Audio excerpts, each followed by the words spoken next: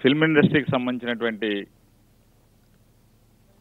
సమస్యలన్నింటినీ కూడా జగన్మోహన్ రెడ్డి గారి దృష్టికి తీసుకురావడంలో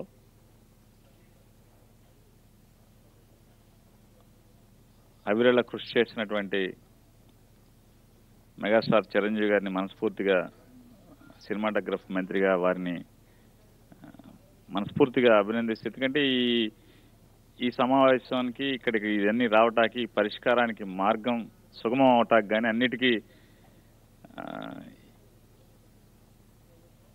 ఎదిగే కొద్దీ ఒదిగి ఉండటం అంటే ఆయన నాలాంటి వాళ్ళం ఇండస్ట్రీకి సంబంధించిన వాళ్ళం సంబంధించిన వాళ్ళం ఎవడ పడితే అది ఏది పడితే అది మాట్లాడినా కూడా అన్నీ షాక్ అబ్జర్వర్లు బాగా పెట్టుకున్నట్టుగా అన్నీ అబ్జర్వ్ చేసుకుని ఇండస్ట్రీ కోసమే ఆలోచన చేసి అన్నిటినీ భరిస్తూ ఈరోజు ఇండస్ట్రీకి ఒక రిలీఫ్ తీసుకొచ్చేదానికి ప్రయత్నం చేసినందుకు ఇండస్ట్రీ తరఫున అట్లాగే ప్రభుత్వం తరఫున కూడా వారి పెద్ద మనసుని మనస్ఫూర్తిగా అభినందిస్తూ, అట్లాగే సీఎం గారితో జరిగిన ఈ సమావేశంలో నారాయణమూర్తి గారు చిన్న సినిమాల గురించి ఆయన ఆవేదనని, చిన్న సినిమాలకి స్థానం ఉండాలి అని చెప్పని కూడా ప్రభుత్వాన్ని కోరారు. అట్లాగే మహేష్ గారు కానీ, ప్రభాస్ గారు, రాజమౌళి గారు, అలీ గారు అందరూ మాట్లాడారు. కొరటాల శివ గారు మాట్లాడట్లేదు, అందుకు పేరు రావట్లేదు, మాట్లాడమంటే మాట్లాడలేదు.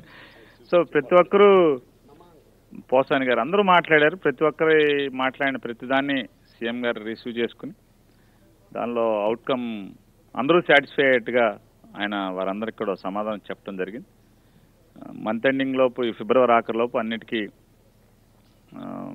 ఇక్కడ మాట్లాడిన జరిగిన అన్నిటికీ రూపం వస్తుంది. అట్లాగే నారాయణమూర్తి గారు ఫిల్మ్ ఛాంబర్ని గవర్నమెంట్ తరఫున సినిమాటోగ్రఫీ శాఖ విస్మరిస్తుందన్నారు. లేదు, అసలు ఫస్ట్ సినిమాటోగ్రఫీ శాఖకి ఫిల్మ్ ఛాంబరే మాకు ముద్దు బిడ్డ. దాన్ని ముందే మాట్లాడటం, వాళ్ళందరినీ మాట్లాడుకోవటం, వాళ్ళని సంప్రదించి వాళ్ళలోంచి సభ్యులను తీసుకుని కమిటీలో ఏర్పాటు చేశాం. వాళ్ళ రికమెండేషన్ మేరకే వాళ్ళు ఇచ్చిన పేర్లోంచి తీసుకుని కమిటీలో, ఇప్పుడు ఈ సినిమా టికెట్లు తయారు చేసే కమిటీలో వాళ్ళ మెంబర్షిప్ ఉంది, వాళ్ళే ఉన్నారు మేజర్గా.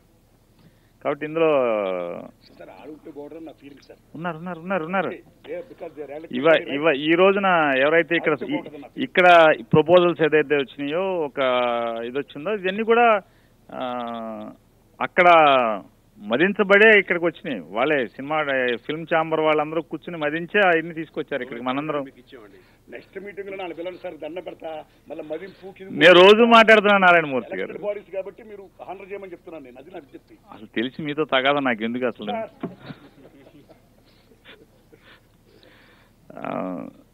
అలాగే జగన్మోహన్ రెడ్డి గారు కూడా చిరంజీవి గారిని, ఇక్కడికి వచ్చిన పెద్దలందరినీ కూడా ఒక ఆలోచన చేయమని చెప్పని వారిలో వారు మాట్లాడుకుని చిన్న సినిమాకు కూడా ఒక ప్లేస్ ఉండేట్టుగా పండగల రోజు, పెద్ద రిలీజుల రోజులు కూడా ఎంతో కొంత వారి సినిమాకు కూడా రిలీజ్ చేయడానికి స్కోప్ ఉండాలంటే దానికి చిరంజీవి గారు వెంటనే మహేష్ గారు, ప్రభాస్ గారు అందరూ కూడా ఖచ్చితంగా చిన్న సినిమా కూడా బతకాలి, కాబట్టి మేము తొందరలోనే కూర్చుని చిన్న సినిమాకు కూడా ఎలా స్కోప్ ఇవ్వాలి ఏంటనే దాని మీద కూడా వాళ్ళు అని చెప్పి ఇమీడియట్గా మాట చెప్పారు ముఖ్యమంత్రి గారికి.